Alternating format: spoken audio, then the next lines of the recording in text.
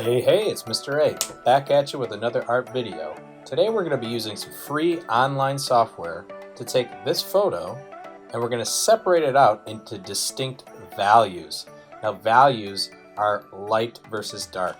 What's in between? What's the darkest dark? What's the lightest light? Where are those grays and how do they separate? After that, if you're about to make a painting, using a grid transfer is an essential tool for mapping out something, especially when we need to make it larger. I'm going to grab a photo off of Wikimedia Commons so I don't get dinged on a copyright infringement. I'm going to double check this is in the public domain before I save image as. I'm going to label this. I have it saved as JFK already. And then I'm just going to go straight to my first website, which is Ribbet.com, Ribbet.com. This free set of software is going to help us separate the photo that's already black and white into black and white or gray sections. That's my separated values. So I upload the photo I just saved, and as soon as it loads, I can see some of the tools that are available to me. There's a few that are interesting to us and can go a long way if you're willing to adjust some things, but since this is black and white, I don't have to knock down the saturation, but if you have a color photo, that can be helpful. And we're going to be looking in the effects folder.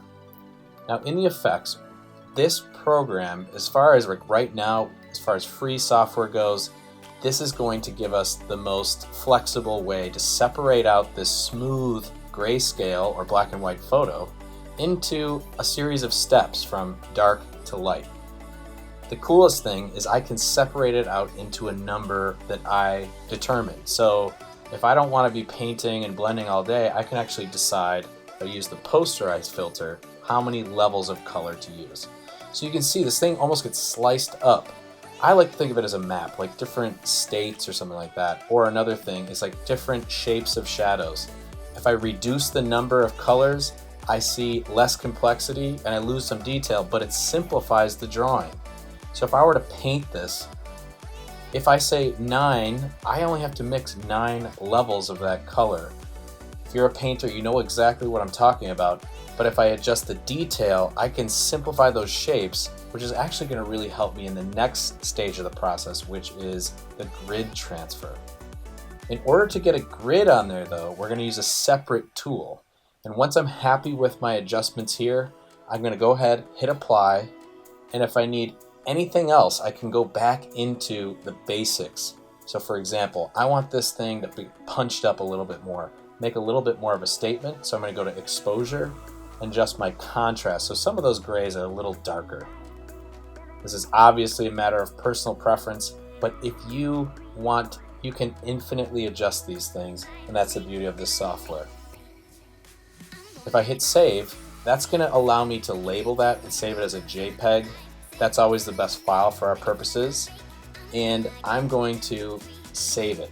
Now when it gets saved, it will save to the folder, hopefully, that you were using before.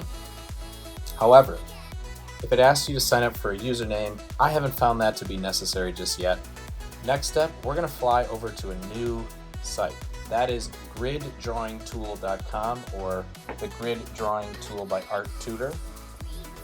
We are only going to use a few features here, and since we already did some hard work on Ribbet, all I have to do is go to Upload, find the file that I just created with those value separations, and I'm going to skip all those 3 steps, rotate, crop, and adjust, and go straight for Grid. Let's click on Grid, and we're going to set the number of separations.